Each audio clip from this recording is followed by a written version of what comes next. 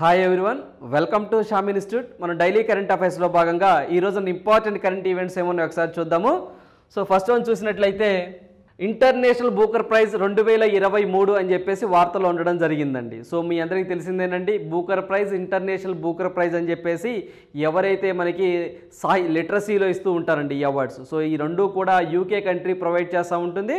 So దాంట్లో భాగంగా మనకి 2023కి సంబంధించి ఏదైతే మనకి తమిళ రచయిత అండి, ఇతను ఎవరైతే మనకి మురగన్ అనే వ్యక్తి తమిళ రచయిత ఉన్నారో, ఇతను పెయిర్ అనే ఒక బుక్ని తమిళంలో రచించాడు. సో దాన్ని ఇంగ్లీష్లోకి ట్రాన్స్లేషన్ చేసి ఒక వ్యక్తి ఉన్నారండి, అతనే మనకి అనిరుద్దీన్ వాసుదేవన్ అనే ఒక వ్యక్తి ఉన్నాడండి. సో ఇతను ఇంగ్లీష్లోకి అనువాదం చేశాడని చెప్పేసి ప్రధానంగా ఈరోజు మనకి కరెంట్ ఈవెంట్లో రావడం జరిగిందండి. ఇది ఇంటర్నేషనల్ బూకర్ ప్రైజ్ అవార్డుకి నామినేట్ అయిందండి, అంటే పరిశీలన హోదాలో ఉంది, ఇంకా రాలేదండి, పరిశీలన హోదాలో ఉంది అనే పాయింట్ మనం గుర్తుంచుకోవాలండి. సో మనకి తమిళ రచయిత ఫస్ట్ టైం ఈ యొక్క బుక్కి ఇలా నామినేట్ కావటం ఇదే ఫస్ట్ టైం అని చెప్పేసి వీళ్ళు చెప్తా ఉన్నారు. రానున్న పోటీ పరీక్షల్లో ఖచ్చితంగా మనకి ఏదైతే 2022కి సంబంధించి బిట్ రావడానికి పాసిబిలిటీ ఉంటుంది, లేదా ఖచ్చితంగా దీనికి సంబంధించి తమిళం నుంచి ఫస్ట్ టైం నామినేట్ అయినటువంటి బుక్ పేరేంటి అని కూడా ఎగ్జామ్లో అడగడానికి ఉంటుందండి. సో ఇక్కడ మనం చూసినట్లయితే ఫస్ట్ ఇప్పుడు మనం 2022 కాన్సెప్ట్ చూద్దామండి. 2022కి సంబంధించి 2022 అండి, మనకి 2022కి సంబంధించి ఇంటర్నేషనల్ బూకర్ ప్రైజ్ అని చెప్పేసి ఈ అవార్డుని మనకి ఏదైతే మనకి గీతాంజలి శ్రీ, లేకపోతే ఆమెనే గీతాంజలి పాండే అని కూడా అంటారండి. సో ఆమె ఉత్తరప్రదేశ్ రాష్ట్రానికి సంబంధించిన ఆమె హిందీలో ఒక నోవెల్ రాసిందండి. ఆమె హిందీలో ఒక నోవెల్ రచించింది. ఆ నవలే మనము రాత్ సమాధి అని చెప్పేసి పిలుస్తామండి, రాత్ సమాధి అని చెప్పేసి పిలుస్తాము. సో ఆ నవల్ని అమెరికాకు సంబంధించి ఒక ఆమె డైసీ రాక్వెల్, ఏంటంటే డైసీ రాక్వెల్ అనే ఆమె ఇంగ్లీష్లోకి టూమ్ ఆఫ్ శాండ్ అంటే మనము టూమ్ ఆఫ్ శాండ్ అని చెప్పేసి టూమ్ ఆఫ్ శాండ్ అని చెప్పేసి ఇంగ్లీష్లోకి టైటిల్ పెట్టి ఇంగ్లీష్లోకి మార్చడం జరిగిందండి. సో వాళ్ళిద్దరికి కాను ఉమ్మడిగా కలిపి 2022లో ఆ అవార్డు ఇవ్వడం జరిగింది, ఇంటర్నేషనల్ బూకర్ ప్రైజ్ అవార్డు ఇవ్వడం జరిగిందండి వాళ్ళకి. ఎవరికి? Geetanjali Shree and Daisy Rockwell, America కంట్రీకి సంబంధించిన ఆమె. సో ఆమె ఇంగ్లీష్లోకి ట్రాన్స్లేషన్ చేసింది హిందీలో రచించిన నోవెల్ని. సో అది 2022కి సంబంధించి. సో ఇప్పుడు 2023కి సంబంధించి ఏదైతే మనకి పెరుమాళ్ మురగన్ అనే వ్యక్తి, మీరు ఈ పిక్లో చూస్తున్నట్టు పెయిర్ అనే ఒక బుక్ను రచించారండి. సో దీనిని తమిళ్లో రచించాడండి ఇతను తమిళ్లో రచించాడు ఈ బుక్ను. సో దీనిని ఎవరైతే అనిరుద్దీన్ వాసుదేవన్ అనే వ్యక్తి ఇంగ్లీష్లోకి అనువాదం చేశారండి. సో ఇది ఇంటర్నేషనల్ బూకర్ ప్రైజ్ అవార్డులో బుక్కుల్లో నామినేట్ అయింది, అంటే కొన్ని బుక్స్ని సెలెక్ట్ చేస్తూ ఉంటారు, ఆ సెలెక్ట్ చేసిన వాటిల్లో తమిళనాడు నుంచి ఫస్ట్ టైం అండి ఇతను సెలెక్ట్ అవ్వడం జరిగింది, గుర్తుంచుకోవాలి. సో ఈ అవార్డు అనేది ఇంకా అనౌన్స్మెంట్ చేయలేదండి, జనరల్గా మే నెలలో ఈ యొక్క అవార్డు ఇవ్వడం జరుగుతూ ఉంటుందండి. సో మే నెలలో ఈ యొక్క అవార్డుని అనౌన్స్మెంట్ చేయడం జరుగుతూ ఉంటుందని పాయింట్ గుర్తుంచుకోండి. సో ఈ అవార్డు అనేది 2005లో ఫామ్ చేయడం జరిగిందండి, యూకే గవర్నమెంట్ ఇస్తుంది. అదేవిధంగా 50,000 పౌండ్స్ అనేది దీని యొక్క క్యాష్ ప్రైజ్గా ఉంది, గుర్తుంచుకోవాలి. ఎవరైతే బుక్ రాస్తారో ఆ బుక్ని అనువదిస్తారో ఇద్దరు చెరి సమానంగా ఈ యొక్క క్యాష్ ప్రైజ్ అనేది షేర్ చేసుకుంటారు. సో జనరల్గా ఈ బుక్ ఏదైతే ఈ అవార్డు ఎందుకు ఇస్తారు అంటే, ఏదైనా ఒక నోవెల్ ఏదైనా భాషలో రచించబడి అది ఇంగ్లీష్లోకి ట్రాన్స్లేషన్ చేసిన వాటికి మాత్రమే ఈ అవార్డు ఇస్తారు. ఇది కాకుండా మనము బూకర్ ప్రైజ్ అని చెప్పేసి ఒక అవార్డు ఉంటుందండి, అది వేరండి. ఆ బూకర్ ప్రైజ్ అవార్డు అనేది ఓన్లీ ఇంగ్లీష్లో రచించబడి ఇంగ్లీష్లోనే ఉంటుందండి, అది ఓన్లీ ఇంగ్లీష్ నావెల్స్కి మాత్రమే ఇస్తారు Booker prize. But international Booker prize అలా కాదండి, ఏదైనా ఒక భాషలో రచించబడి దాన్ని ఇంగ్లీష్లోనికి ట్రాన్స్లేషన్ చేస్తే అలాంటి బుక్స్కి ఇంటర్నేషనల్ బూకర్ ప్రైజ్ ఇస్తారు. సో అదేవిధంగా మనము బూకర్ ప్రైజ్ అండి, బూకర్ ప్రైజ్ లాస్ట్ ఇయర్ 2022కి సంబంధించి శ్రీలంక రచయిత అండి, సో ఇది మనకి షెహన్ కరుణ తిలక అనే వ్యక్తి తీసుకోవడం జరిగింది. అతను వచ్చేసరికి ద 7 మూన్స్ ఆఫ్ మలై అల్మిదా అనే బుక్ని ఆయన రచించడం వల్ల అతనికి బూకర్ ప్రైజ్ అనే అవార్డు రావడం జరిగిందండి. సో అది వేరు ఇది వేరు, గుర్తుంచుకోవాలి. ఇంటర్నేషనల్ బూకర్ ప్రైజ్ ఈ సంవత్సరము సెలెక్టెడ్ బుక్లో నామినేట్ అయిందండి, ఇంకా ఫైనల్ అయితే అవ్వలేదు, గుర్తుంచుకోవాలి. సో మే నెలలో, అంటే ఈ సంవత్సరం మే నెలలో ఏ బుక్ అయితే ఈ నామినేట్ చేయబడిన బుక్లో ఒక బుక్ని సెలెక్ట్ చేస్తూ ఉంటారు, గుర్తుంచుకోవాలి. సో నెక్స్ట్ మంత్ చూద్దాము. సో నెక్స్ట్ మంత్ చూసినట్లయితే ఆసియాలోనే మొట్టమొదటి మహిళా రైలు డ్రైవర్గా సురేఖ యాదవ్ అని చెప్పేసి వార్తలో రావడం జరిగిందండి. సో ఆసియాలోనే, సో భారతదేశంలో మొట్టమొదటి లోకో పైలట్గా ఈమె 1988 నుంచి సేవలు అందిస్తూ ఉన్నారన్నారు. సో ఈమెనేది వార్తలో రావడం జరిగిందండి, మొట్టమొదటి లోకో పైలట్. ఇది ఒక చరిత్ర అండి, ఉమెన్ ఎంపవర్మెంట్కి ఇది ఒక నిదర్శనం అని చెప్పి చెప్పేసి మనం చెప్పుకోవచ్చు. సో ఈమె వచ్చేసరికి ఇప్పుడు మనము ఏదైతే మనకి వందే భారత్ ట్రైన్స్ ఉంటాయండి, సెమీ హై స్పీడ్ ట్రైన్స్ అని చెప్పేసి అంటాము, ట్రైన్ 18 అని కూడా అంటాము. మన భారతదేశంలో మొత్తం అలాంటి ఇప్పుడు 10 రన్ అవుతున్నాయండి భారతదేశంలో. దానికి సంబంధించి వందే భారత్ ట్రైన్స్కి ఈమె లోకో పైలట్గా పనిచేస్తూ ఉన్నానండి. అదొక చరిత్ర. సో అందువల్ల ఈ వార్తల్లో రావడం జరిగింది. రానున్న పోటీ పరీక్షలో ఖచ్చితంగా మొట్టమొదటి లోకో పైలట్ ఎవరని, లేకపోతే ఇప్పుడున్న వందే భారత్ ట్రైన్స్లో ఏదైతే మహిళా లోకో పైలట్ ఎవరు ఈ క్రింది ఇచ్చిన ఆప్షన్లో అని చెప్పేసి అడగచ్చు. ఆ పేరు బాగా గుర్తుంచుకోండి, సురేఖా యాదవ్ అండి. ఈమె మహారాష్ట్రకి సంబంధించి సతారా అనే గ్రామంలో జన్మించడం జరిగిందండి. ఈమె మహారాష్ట్ర అండి. సో ఈమెది మహారాష్ట్ర. ఈమె వచ్చేసరికి సతారా అనే ఒక స్వస్థలం అండి ఆమెది, సతారా బాగా గుర్తుంచుకోవాలండి. అదేవిధంగా మనము వందే భారత్ ట్రైన్స్ అని చెప్పేసి అన్నామండి, దానికి ఈమె లోకో పైలట్గా ఉన్నారండి. ఏదైతే మనకి సోలాపూర్ నుంచి అండి, సో మనకి సోలాపూర్ నుంచి ఛత్రపతి శివాజీ మహారాజ్ టెర్మినల్ అండి, ఛత్రపతి శివాజీ మహారాజ్ టెర్మినల్ అండి. సో ఈ ప్రాంతంలో నడిచేటువంటి వందే భారత్ ట్రైన్కి ఈమె లోకో పైలట్గా పనిచేస్తున్నారు, గుర్తుంచుకోవాలండి. సో ఆమె రూట్ కూడా వెరీ వెరీ ఇంపార్టెంట్. ఏదైతే మనకి సోలాపూర్ అండి, సోలాపూర్ నుంచి ఛత్రపతి శివాజీ మహారాజ్ టెర్మినల్ అని చెప్పేసి ఆ మధ్యలో నడిచే ట్రైన్ వందే భారత్ ట్రైన్కి ఆమె లోకో పైలట్గా ఉన్నారు. సురేఖా యాదవ్ గారు మహారాష్ట్ర స్టేట్కి సంబంధించిన వ్యక్తి అండి. 1988 నుంచి మొదటిసారిగా ఈమె రైళ్లు నడిపి చరిత్ర సృష్టించారు. సో ఇలాంటి ఏమైనా మొట్టమొదటి మహిళలు ఉంటే మనం ఎగ్జామ్ పాయింట్ ఆఫ్ వ్యూలో ఖచ్చితంగా గుర్తుంచుకోవాల్సిన అవసరం ఉందండి. సో నెక్స్ట్ వన్ చూద్దాము. సో నెక్స్ట్ వన్ చూసినట్లయితే మరోసారి మెట్రో రైలు అనేది వార్తల్లో రావడం జరిగిందండి. సో ఇది చూస్తే మనము భూగర్భ బుల్లెట్ రైలు స్టేషన్ ప్రాజెక్టుకు HCC MEIL చేతికి అని చెప్పేసి ఈరోజు ప్రధానంగా ఒక న్యూస్ రావడం జరిగిందండి. సో మీ అందరికీ ముంబై అహ్మదాబాద్ మధ్యలో నడిచేటువంటి ఏదైతే మనకి హై స్పీడ్ ట్రైన్స్ ఉంటాయో దానికి సంబంధించి ఏదైతే మనకి బాంద్రా అండ్ కుర్లా స్టేషన్ అండి, మనకి బాంద్రా అండ్ కుర్లా స్టేషన్ అని చెప్పేసి ఉంటుందండి. ఈ స్టేషన్ అనేది ఏదైతే మనకి పైన ఏదైతే సర్ఫేస్ భూమి ఉంటుందో అక్కడి నుంచి కింద భూగర్భానికి సంబంధించండి. సో భూగర్భంలో ఒక మెట్రో స్టేషన్ కట్టారండి. సో ఆ స్టేషన్ పేరు ఏంటి అంటే బంద్రా కుర్లాంగ్ స్టేషన్ కాంప్లెక్స్ అండి. సో దాంట్లో భాగంగా ఈ యొక్క ప్రాజెక్టుని ఎవరైతే మనకు మేఘు ఇన్స్ట్రక్షన్, ఏదో మనకి మేఘు ఇంజనీరింగ్ ఇన్ఫ్రాస్ట్రక్చర్ ఉంటుందో అదేవిధంగా హిందుస్థాన్ కన్స్ట్రక్షన్ ఉంటుందో వీళ్ళ భాగస్వామ్యంతో దీన్ని నిర్మిస్తాము అని చెప్పేసి ఈరోజు ప్రధానంగా ఒక న్యూస్ రావడం జరిగింది. సో దాంట్లో భాగంగా మనం చూసినట్లయితే దగ్గరగా ఏదైతే మనకి భూమి లోపల అండి 24 మీటర్లలో అండి, భూమి నుంచి 24 మీటర్ల కింద ఈ యొక్క స్టేషన్ని బిల్డ్ చేస్తున్నాము అని చెప్పేసి మనకు ఒక స్టేట్మెంట్ ఇవ్వడం జరిగిందండి. సో అదే మనకి భారతదేశంలోనే మొట్టమొదటి భూగర్భ బుల్లెట్ ట్రైన్ ఎక్కడ అంటే మనము ముంబై టు అహ్మదాబాద్ ఆ కారిడార్లో ఉంటుందండి. పర్టికులర్గా స్టేషన్ అడిగితే మనము బాంద్రా కుర్లా స్టేషన్ అని చెప్పేసి గుర్తుంచుకోవాలి.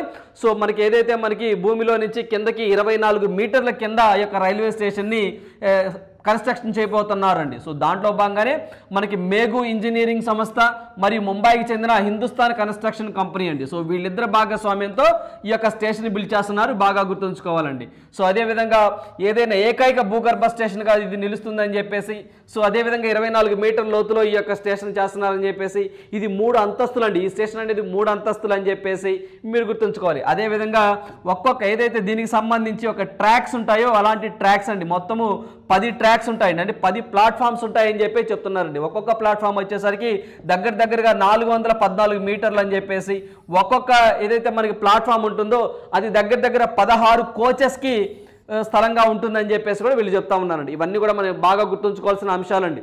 సో ఏదైతే మనకి మన పింక్ డైమండ్ బరువు ఎంత, అదేవిధంగా డ్రోన్ షూటింగ్ గణతంత్ర దినోత్సవం అప్పుడు ఎన్నిసార్లు జరిగింది, సో ఇలాంటివి కొన్ని అడిగారండి. అలాంటి సందర్భాల్లో మనం ఖచ్చితంగా గుర్తుంచుకోవాలి. ఫిగర్స్ మారుస్తూ ఉన్నారండి. దాంట్లో భాగంగానే ఏదైతే ముంబై అహ్మదాబాద్ మధ్య కారిడార్లో Bandra and Kurla station complex అనేది ఏదైతే మనకి భూగర్భంలో 24 మీటర్ల కిందలో దాన్ని కన్స్ట్రక్షన్ చేస్తున్నారని, అది 3 అంతస్తులు అని చెప్పేసి, సో అదేవిధంగా మొత్తము 10 ట్రాక్స్ ఉంటాయని చెప్పేసి, ఒక్కొక్క ట్రాక్ యొక్క పొడవు వచ్చేసరికి 414 మీటర్లు అని చెప్పేసి, అదేవిధంగా మొత్తం 16 బోగీలు సరిపోయే విధంగా ట్రాక్స్ సామర్థ్యం ఉంటుందని చెప్పేసి, ఇవన్నీ మనం గన్ షాట్గా గుర్తుంచుకోవాల్సిన అంశాలండి. సో దీనికోసం దగ్గరగా మనకి 3681 కోట్లు అండి, 3681 కోట్లు ఖర్చు చేస్తుంది గవర్నమెంట్ ఆఫ్ ఇండియా అండి. సో ఈ పాయింట్ కూడా మనం గుర్తుంచుకోవాలి. సో మనకి బుల్లెట్ ట్రైన్ అనగానే మనం ఒక 2 డేస్ క్రితం అండి, ఇది మనకి కొచ్చి మెట్రో అండి, మనము డిజిటల్ కరెన్సీని ఉపయోగిస్తున్న ఫస్ట్ మెట్రో స్టేషన్ ఏదంటే కొచ్చి అని చెప్పేసి మనం గుర్తుంచుకున్నామండి. ఆ పాయింట్ కూడా మనం గుర్తుంచుకోవాలి. ఏది కొచ్చి మెట్రో అని చెప్పేసి ఏదైతే అక్కడ పార్కింగ్ స్టేషన్ ఉంటుందో ఆ పార్కింగ్ సంబంధించి కూడా అంతా డిజిటల్లోనే లావాదేవీలు జరుపుతారండి, ఫిజికల్గా ఎటువంటి అమౌంట్ తీసుకోరు కూడా అని చెప్పేసి కూడా మనం లాస్ట్ వీడియోలో చెప్పుకోవడం జరిగిందండి. అదో పాయింట్ ఒకటి గుర్తుంచుకోవాలి మనము మెట్రో స్టేషన్కి సంబంధించి. అదే మనము మెట్రో మ్యాన్ ఆఫ్ ఇండియా అని చెప్పేసి కూడా డిస్కస్ చేసామండి.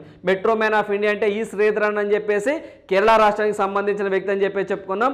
అదేవిధంగా నిన్న మనం చూస్తే మనము ఫస్ట్ వచ్చి డిజిటల్ మెట్రో స్టేషన్గా మనకి కొచ్చి మెట్రో స్టేషన్ అండి, తైకొండం అని చెప్పేసి తైకొండం రైల్వే స్టేషన్ అని చెప్పేసి చెప్పుకున్నామండి. తైకొండం రైల్వే స్టేషన్ పరిసరాల దగ్గరలోని ఏదైతే పార్కింగ్ ప్లేస్ ఉంటుందో ఆ పార్కింగ్ ప్లేస్లో డబ్బులు వసూలు చేసేటప్పుడు అంతా డిజిటల్ ఫార్మేట్లో చేస్తారని గుర్తుంచుకోవాలి. అదేవిధంగా రీసెంట్గా మనకి ట్రాన్స్జెండర్ కోసం సపరేట్గా ఒకటి ఇస్తారండి. సో మనకి గౌహటికి సంబంధించి నార్త్ ఈస్ట్ స్టేట్లో పెట్టారండి. సో అక్కడ ఒకటి ఓన్లీ ట్రాన్స్జెండర్స్కి మాత్రమే అక్కడ టీని అమ్ముకునే సదుపాయాన్ని ఫస్ట్ అక్కడ ఎస్టాబ్లిష్ చేయడం జరిగిందండి. అదొకటి మనం బాగా గుర్తుంచుకోవాలి. అదేవిధంగా మనకి కోల్కతాకి సంబంధించి హుగ్లీ రివర్ దగ్గర అండర్ టన్నెల్ బ్రిడ్జ్ ఒకటి వేస్తూ ఉన్నారు, ఆ పాయింట్ ఒకటి గుర్తుంచుకోవాలండి. సో అదేవిధంగా భారతదేశంలో మొట్టమొదటి oldest metro station first metro station మెట్రోని ఇంట్రొడ్యూస్ చేసింది కోల్కతాలో అండి, ఆ పాయింట్ ఒకటి గుర్తుంచుకోవాలండి. సో ఇందువల్ల మనకు వచ్చింది ఇందాకలు కూడా మనకి వందే భారత్ హెమీ స్పీడ్స్ నడిపినటువంటి మొట్టమొదటి మహిళ సురేఖ యాదవ్ గారు, ఇది కూడా మనం పాయింట్ ఆఫ్ వ్యూలో గుర్తుంచుకోవాల్సిన అంశము. సో నెక్స్ట్ వన్ చూద్దాము. సో నెక్స్ట్ వన్ చూసినట్లయితే ఈరోజు కాలుష్య భారతం అని చెప్పేసి మనకి ఐక్యూ ఎయిర్ ఇండెక్స్ అని చెప్పేసి ఉంటుందండి. ఐక్యూ ఏదే మనకి ఎయిర్ ఇండెక్స్ అని చెప్పేసి ప్రపంచంలో గాలి నాణ్యత ఎలా ఉంది అని చెప్పేసి ఇది ఒక స్విట్జర్లాండ్కి సంబంధించినటువంటి ఒక రీసెర్చ్ ఇన్స్టిట్యూట్ అండి.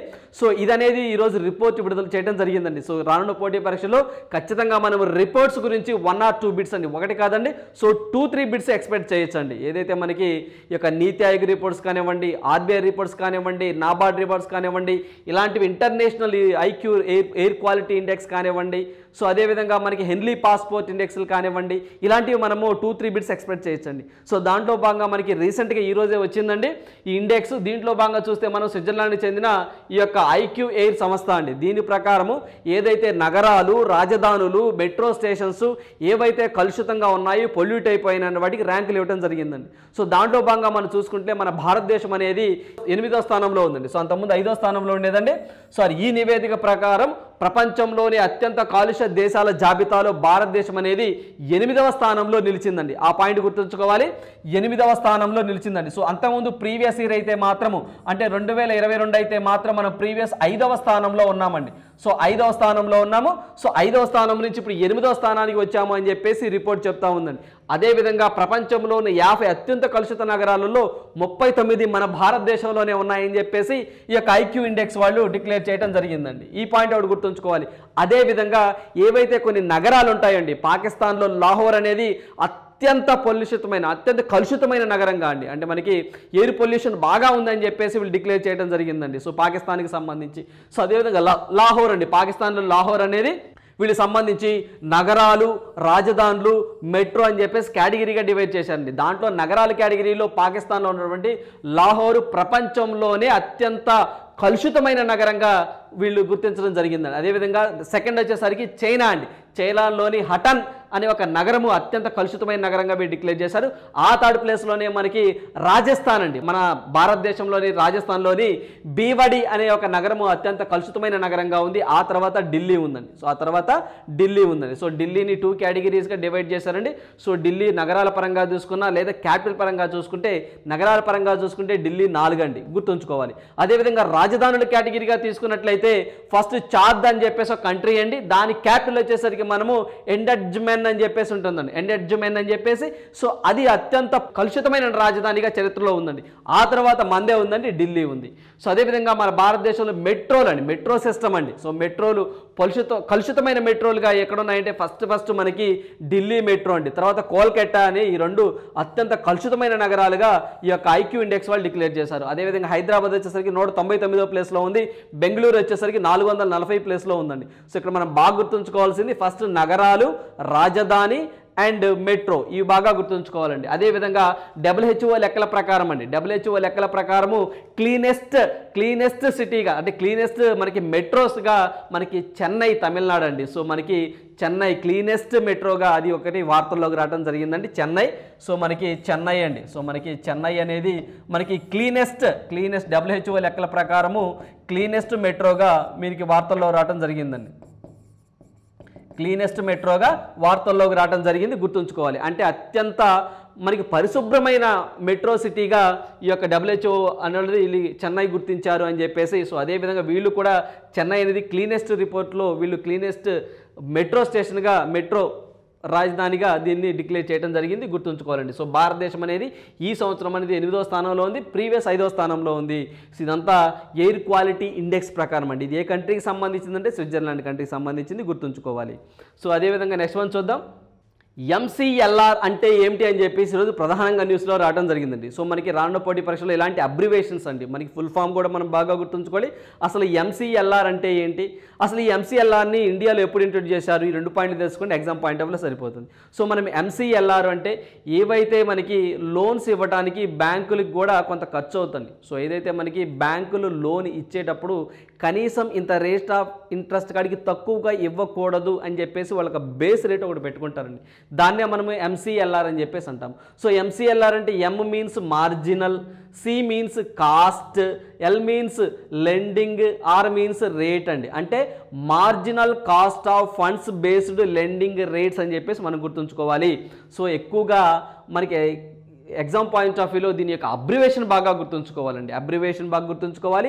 అదేవిధంగా L అంటే ఏంటి అని చెప్పేసి, లేకపోతే M అంటే ఏంటి అని చెప్పేసి కూడా ఒక సింగిల్ వర్డ్ కూడా ఇవ్వడానికి పాసిబిలిటీ ఉంటుందండి. సో అందువల్ల మనకు marginal cost of funds based lending rate అని చెప్పేసి పూర్తిగా అంటాము. అంటే దీని మీనింగ్ ఏంటి అంటే ఏదైతే కొంత శాతం నిర్దేశించుకుంటారో ఆ శాతం కాడికన్నా తక్కువగా రేట్ ఆఫ్ ఇంట్రెస్ట్కి ఇవ్వకూడదండి, దాని పైన ఇవ్వాలి కానీ అంతకాడికి తక్కువగా ఇవ్వకూడదు. అది బ్యాంకులను బట్టి ఉంటుందండి, అది రేట్ ఆఫ్ ఇంట్రెస్ట్ అనేది బ్యాంకులను బట్టి మారుతూ ఉంటుంది, ఎంత ఇవ్వాలి ఎంత ఇవ్వకూడదని. కాకపోతే మినిమం ఇంత కాడికి ఇవ్వకూడదు అని చెప్పేసి బ్యాంకులు నిర్దేశించుకుంటూ ఉంటాయండి. దాన్నే మనము MCLR అని చెప్పేసి అంటాము. ఈ విధానం అనేది 2016 నుంచి అమల్లోనికి వచ్చిందండి. సో ఇది 2016 నుంచి అమల్లోనికి వచ్చింది. మీరు చదువుకునే ఉంటారండి, repo rate, reverse repo rate, bank rate, SLR అని చెప్పేసి.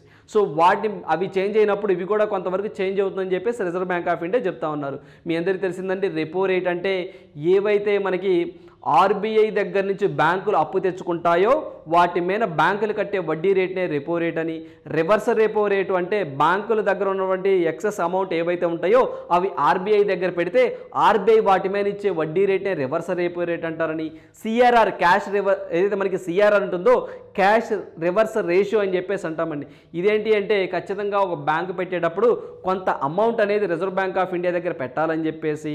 సో అదేవిధంగా ఏదైతే మనకి SLR స్టాట్యూటరీ లిక్విడిటీ రేషియో అంటే మాత్రము ఏవైతే పెట్టుబడులు పెట్టేటప్పుడు బ్యాంకు లోన్స్ ఇచ్చేటప్పుడు సో అందరికీ కాకుండా కొన్ని గవర్నమెంట్ పెట్టుబడుల్లో గోల్డ్ రూపంలో కానివ్వండి, బాండ్స్ రూపంలో కానివ్వండి, సో వాటి కాడ ఫిజికల్గా ఉంచుకోవటం కానీ అలా చేయాలి అని చెప్పేసి మీరు ఎకానమీలో చదువుకునే ఉంటారండి. సో అలాంటి టర్మే ఈ యొక్క టర్మ్ బాగా గుర్తుంచుకోండి.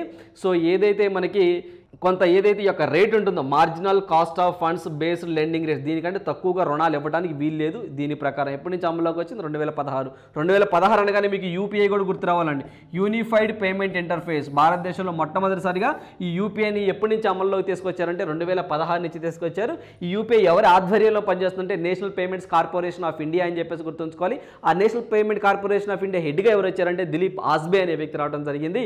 ఇవి కూడా రిజర్వ్ బ్యాంక్ ఆఫ్ ఇండియా కిందే పనిచేస్తాయనే పాయింట్ కూడా మనం గుర్తుంచుకోవాలి. సో నెక్స్ట్ వన్ చూద్దాము.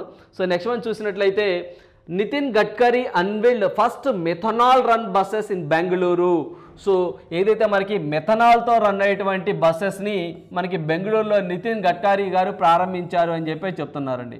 సో దీంట్లో భాగంగా ఏదైతే MD15 అని చెప్పేసి అంటామండి, మనకి డీజిల్లో 15% మెథనాల్ కలిపితే 15% మెథనాల్ కలిపితే మనము MD15 అని చెప్పేసి అంటామండి. MD15 అంటే మనకి డీజిల్లో మెథనాల్ అనేది 50% కలుపుతాము, దాన్ని MD15 అని చెప్పేసి అంటామండి. సో ఈ మెథనాల్తో నడిచే బస్సెస్ని ఫస్ట్ ఏ రాష్ట్రంలో ఎక్కడ ప్రారంభించారు అని చెప్పేసి రేపు రానున్న పోటీ పరీక్షలు అడగడానికి ఎక్కువగా పాసిబిలిటీ ఉంటుంది. గుర్తుంచుకోండి, దట్ ఈస్ బెంగళూరు అండి, బెంగళూరు. సో పొల్యూషన్ చాలా తక్కువగా, అంటే దీని నుంచి వెలువడే ఏవైతే మనకి CO2 ఉంటాయో అవి చాలా తక్కువగా ఉంటాయని చెప్పేసి, సో మనం 2070 కల్లా జీరో కార్బన్ ఎమిషన్స్ తగ్గించాలని చెప్పేసి టార్గెట్ పెట్టుకున్నామో అలాంటి డేట్లో భాగంగా ఇది ఉపయోగపడుతుందని చెప్పి చెప్తున్నారండి. అదేవిధంగా మనకి రీసెంట్గా ఒక ఎలక్ట్రికల్ వెహికల్ అండి, సో మనకి నితిన్ గడ్కరీ గారే మనము టయోటా మిరాయ్ అనే ఒక కార్ను దాన్ని ప్రారంభించడం జరిగిందండి. అదేవిధంగా ఈరోజుసరికి మెథనాల్తో రన్ అయ్యేటువంటి బస్సుల్ని బెంగళూరులో లాంచ్ చేయడం జరిగింది. సో దీంట్లో భాగంగా వీళ్ళు ఏదైతే మనకి బెంగళూరు మెట్రో కార్పొరేషన్ కానివ్వండి, బెంగళూరు మెట్రో కార్పొరేషన్ ట్రాన్స్పోర్టేషన్ కానివ్వండి, అదేవిధంగా నీతి ఆయోగ్ కానివ్వండి, అదేవిధంగా ఇండియన్ ఆయిల్ కార్పొరేషన్ కానివ్వండి, అదేవిధంగా మనకి మనకి ఏదైతే మనకి అశోక్ లైలాండ్ అండి, సో మనకి అశోక్ లైలాండ్ అంటాము, సో వీళ్ళు కానివ్వండి, వీళ్ళ భాగస్వామ్యంతో వీటిని తయారు చేశాము అని చెప్పేసి వీళ్ళు చెప్తా ఉన్నారండి. సో బాగా గుర్తుంచుకోవాలి. సో అయితే బెంగళూరు మెట్రో ఏదో మనకి బెంగళూరు మెట్రో కార్పొరేషన్ ట్రాన్స్పోర్ట్ వీళ్ళు ఎవరి సహకారంతో ఈ యొక్క బస్సులను తయారు చేశారంటే, సో బాగా గుర్తుంచుకోవాలి, Indian oil corporation and Ashok Leyland, నీతి ఆయోగ్ వాళ్ళు కూడా సపోర్ట్ చేశారండి. దానికి జనరల్గా ఈ యొక్క అశోక్ లైలాండ్కి ఏదైతే మనకి ఇండియన్ ఆయిల్ కార్పొరేషన్ వాళ్ళు ఒక 3 months పాటు ఫ్రీగా మెథనాల్ని మేము ప్రొవైడ్ చేస్తామని చెప్పేసి దీంట్లో అగ్రిమెంట్గా కుదుర్చుకున్నారు. సో ఈ బస్సెస్ ఎక్కడ అని చెప్పేసి బాగా గుర్తుంచుకోండి, బెంగళూరు అండి. మొత్తం 80 తయారు చేయాలని చెప్పేసి టార్గెట్గా పెట్టుకున్నారు.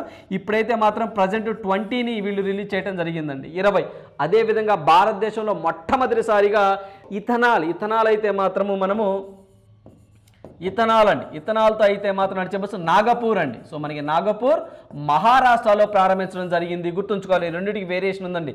జనరల్గా మిథనాల్కి ఇథనాల్కి తేడా అంటే మనము ఏదైతే మన కెమిస్ట్రీ పరంగా చూసుకుంటే ఇది 2 కర్బన ఏదైతే మనకి ఇదండి, ఏది ఇథనాల్ అనేది 2 కర్బన పరమాణువుల సమ్మేళనం అని చెప్పేసి, అదైతే మాత్రం ఒక కర్బన పరమాణువుల సమ్మేళనం అని చెప్పేసి మనం చదువుకుంటాం.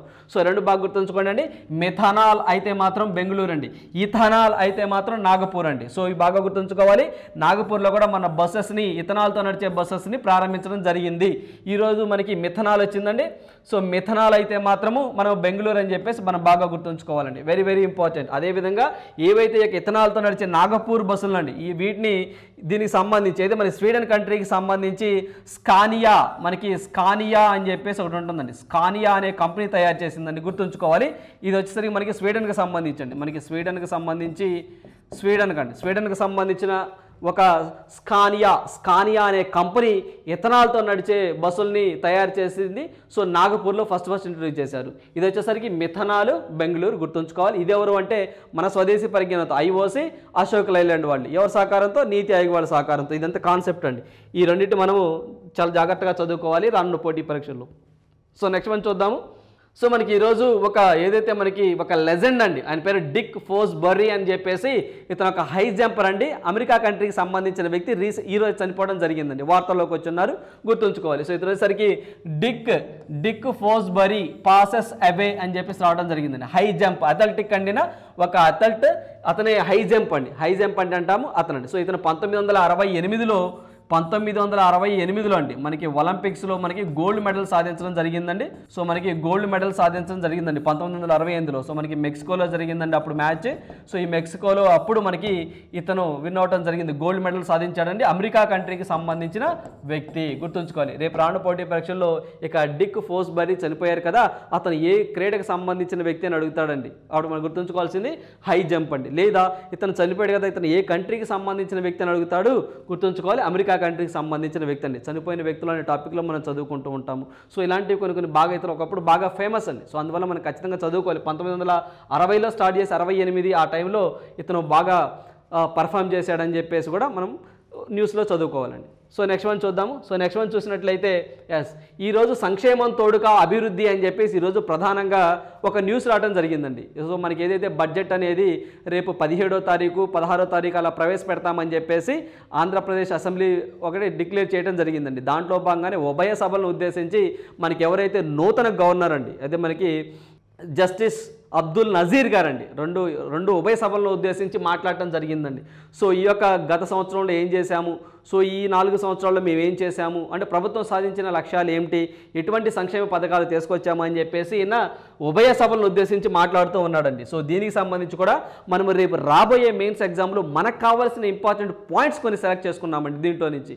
సో దీంట్లో మనం చూసినట్లయితే ఉభయ సభల సంయుక్త సమావేశంలో గవర్నర్ జస్టిస్ అబ్దుల్ నజీర్ అని చెప్పేసి, అదేవిధంగా 45 నెలల్లోనే డీబీటీ ద్వారా అండి, డీబీటీ అంటే డైరెక్ట్ డీబీటీ, దీని అబ్రివేషన్ కూడా బాగా గుర్తుంచుకోవాలండి, డీబీటీ డైరెక్ట్ బెనిఫిట్ ట్రాన్స్ఫర్ అని చెప్పేసి అంటామండి, డైరెక్ట్ బెనిఫిట్ ట్రాన్స్ఫర్ అని చెప్పేసి అంటామండి. సో వీళ్ళ ఖాతాలోకి దగ్గరగా 1.97 లక్షల కోట్లు పంపించామని చెప్పి చెప్పారండి. అదేవిధంగా దగ్గరగా 80 లక్షల మంది పిల్లల చదువుకు చేయూత అమ్మఒడి ఇచ్చామని చెప్పేసి, సో ఇలాంటివన్నీ చెప్తా ఉన్నారండి. సో దీనికి సంబంధించి కొన్ని ఇంపార్టెంట్ ఫ్యాక్ట్స్ కొన్ని ఉన్నాయండి, అవేంటో చూద్దాము. అవేంటో చూసినట్లయితే సో ఇక్కడ మనకి ఎగ్జామ్ పాయింట్ ఆఫ్ ఓరియంటెడ్లో కావాలండి. సో పాలిటిక్స్ మనకు అవసరం లేదులే కానీ సో ఒక ప్రీవియస్ పేపర్లో 1-2 అడిగిన బిట్టిలో అలా అడిగిన సందర్భాలు ఉన్నాయండి. అవి చూసినట్లయితే ఇక్కడ మనం చూస్తే చూడండి, ఈ మూడు పాయింట్స్ చాలా చాలా ఇంపార్టెంట్ రానున్న పోటీ పరీక్షలు. ఎందుకంటే స్వచ్ఛ సర్వేక్షణ్ అనే ఒక రిపోర్ట్ రావడం జరిగిందండి. మీరు ప్రిలిమ్స్ పాయింట్ ఆఫ్ వ్యూలో చదువుకున్నారండి. స్వచ్ఛ సర్వేక్షణ్ అర్బన్, స్వచ్ఛ సర్వేక్షణ్ రూరల్ అని చెప్పేసి వచ్చిందండి. అర్బన్ అయితే మాత్రం మనల్ని కానిస్టేబుల్ పేపర్లో ప్రిలిమినరీ ఎగ్జామ్లో అడిగారండి. ప్రిలిమినరీ ఎగ్జామ్లోని ఎస్ఐకి రూరల్ అడుగుతారేమో అనుకొని మనం గెస్ చేసామండి, బట్ అడగలేదు. మెయిన్స్ పాయింట్ ఆఫ్ వ్యూలో అది అడగడానికి సిద్ధంగా ఉంచుకున్నాడు కాబట్టి మనకి ప్రిలిమ్స్లో అడగలేదండి.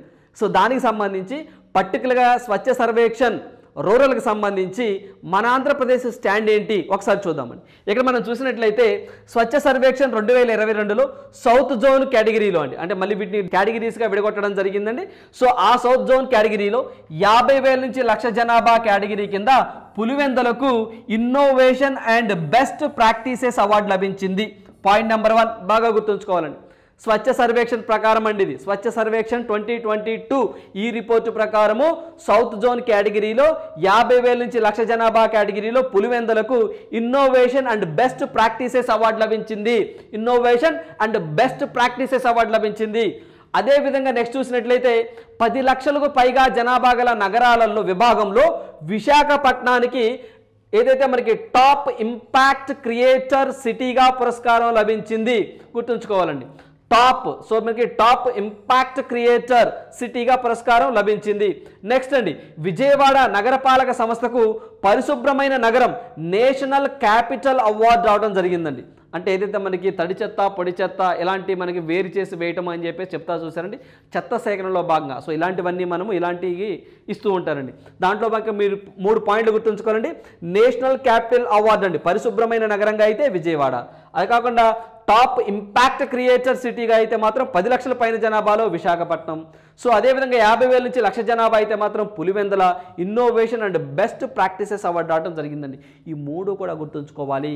ఎందుకంటే రేపు మనల్ని ఇక్కడ 50,000 నుంచి 1,00,000 అనకుండా సో 1,00,000 నుంచి 5 లక్షలు అంటాడండి, అది పులివెందుల అంటాడు. That is wrong. ఎలాంటి ఎగ్జామినర్ ఎక్కువగా ఈ 50,000 ప్లేస్లో 1,00,000 పెట్టడం, లేకపోతే మాత్రం 40,000 పెట్టడం, ఇలా కొంచెం మనం క్షుణ్ణంగా చదివితే తప్ప ఆ సెంటెన్స్ అర్థం కాదండి. మనం హడావుల్లో బబుల్ చేసేస్తున్నామండి తెలిసి కూడాను. అది కొంచెం చూడండి.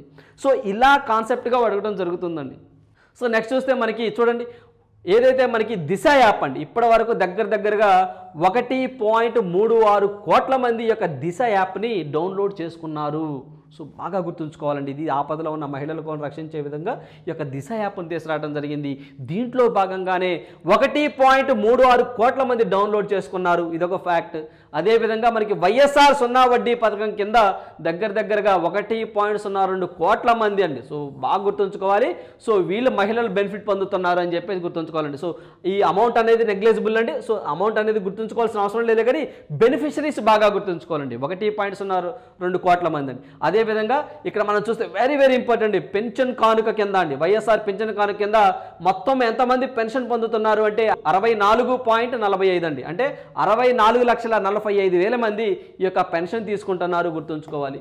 సో అదేవిధంగా మనం చూస్తే వైఎస్ఆర్ పోషణ్, వైఎస్ఆర్ సంపూర్ణ పోషణ్ ప్లస్ వెరీ ఇంపార్టెంట్. ఈ రెండు కూడా ఏవైతే రక్తహీనతతో బాధపడుతున్నటువంటి రోగగ్రస్తులు ఉంటారో వాళ్ళకి పౌష్టిక ఆహారం అందించడం కోసము వైఎస్ఆర్ సంపూర్ణ ప్లస్ పోషణ్ వెరీ ఇంపార్టెంట్ అండి. సో దీన్ని తీసుకురావడం జరిగిందండి రక్తహీనతతో బాధపడే వారి కోసం. ఆ పాయింట్ గుర్తుంచుకోవాలి. అదేవిధంగా టెలిమెడిసిన్ అండి, దగ్గరగా 2.83 కోట్ల మంది యొక్క టెలిమెడిసిన్ ఉపయోగించుకుంటున్నారు అని చెప్తున్నారు. ఇది దేశంలోనే 35% వాటా అండి. సో దేశంలోనే ఎక్కువగా టెలిమెడిసిన్ ఏ రాష్ట్రం ఉపయోగించుకుంటుందంటే దట్ ఈజ్ ఆంధ్రప్రదేశ్ అండి. ఎందుకంటే టెలిమెడిసిన్ అంటే సో మీ అందరికీ తెలిసిందేనండి, ఏదైతే మనకి సలహాలు సూచనలు ఇస్తూ ఉంటారండి, వర్చువల్గా జరుగుతూ ఉంటుంది టెలిమెడిసిన్ అని చెప్పేసి. సో ఈ టెలిమెడిసిన్ ద్వారా మనం ఏదైనా మనకి హెల్త్ బాగోపోయినా సరే త్రూ డాక్టర్ ద్వారా వర్చువల్గా కన్సల్ట్ అవ్వచ్చు అండి. సో ఆ టెలిమెడిసిన్ ద్వారా సో మనకి లాస్ట్ టైం కూడా టెలిమెడిసిన్ ఇంతమంది ఉపయోగిస్తున్నారు అని చెప్పేసి మనకి ఎస్ఐ ప్రిలిమినరీ ఎగ్జామ్లో ఆ టెలిమెడిసిన్ పర్సంటేజ్ అడిగారండి. సో దానికి సంబంధించి మన ఆంధ్రప్రదేశ్ అయితే మన దేశంలో 30% వాటా మన ఆంధ్రప్రదేశ్లోనే వాడుతూ ఉన్నాం. అంటే ప్రతి 100 మందిలో 35 మనోళ్ళే ఆంధ్రప్రదేశ్ వాళ్ళే టెలిమెడిసిన్ వాడుతూ ఉన్నారు. అంటే సలహాలు సూచనలు కావాలంటే మనము త్రూ ఈ టెలిమెడిసిన్ ద్వారా మనం ఆన్లైన్లో సలహాలు సూచనలు తీసుకోవచ్చు. అదేవిధంగా మనకి ఫ్యామిలీ డాక్టర్ విధానాన్ని తీసుకొస్తున్నాము అని చెప్పి చెప్తున్నారండి. మీ అందరికీ తెలిసిందేనండి. సో 104 వాహనాలు అనేవి మన గ్రామీణ ప్రాంతాల్లోకి నెలలో 1 or 2 టైమ్స్ వచ్చి అక్కడ ఎవరైతే ముసలివాళ్ళు కానివ్వండి, పెరాలసిస్ పేషెంట్ కానివ్వండి, వికలాంగులు కానివ్వండి, సో వీళ్ళు నడవలేక లేదా దగ్గరలో హాస్పిటల్స్ వెళ్ళలేని పరిస్థితులు ఉంటారో వాళ్ళకి ఇంటి దగ్గరే వైద్య సదుపాయాన్ని తీసుకురావాలని చెప్పేసి ఫ్యామిలీ డాక్టర్ విధానాన్ని తీసుకొచ్చారండి. సో అది కూడా మనం గుర్తుంచుకోవాలి. అదేవిధంగా వైఎస్ ఆసరా కింద 15.65 లక్షల మంది బెనిఫిషియరీ పొందుతున్నారట. సో అదేవిధంగా జగనన్న గోరుముద్దు కింద దగ్గరగా 43.26 లక్షల మంది విద్యార్థులకు పోషకాహారం అందిస్తున్నామని చెప్పేసి ఇవన్నీ ఫ్యాక్ట్ ఓరియంటెడ్ అండి. సో మనకి ఎగ్జామ్ పాయింట్ ఆఫ్ వ్యూలో ఇవన్నీ చదువుకుంటే ఖచ్చితంగా ఒక బిట్ ఖచ్చితంగా వస్తుంది, 1 or 2 బిట్స్, ఒకటే కాదండి 2 బిట్స్ కూడా మనం ఎక్స్పెక్ట్ చేయొచ్చు. ఇదంటే కాన్సెప్ట్ ఓరియంటెడ్ అండి. సో ఇలా మీ కాన్సెప్ట్ ఓరియంటెడ్గా అందించడమే మా యొక్క లక్ష్యం అండి. సో మీకు ఖచ్చితంగా మెయిన్స్ పాయింట్ ఆఫ్ వ్యూలో సో ఇంత కంటెంట్ అండి మీరు చెక్ చేసుకోండి, ఇంత కంటెంట్ ఒకసారి చెక్ చేసుకోండి, ప్రీవియస్ పేపర్ చూడండి.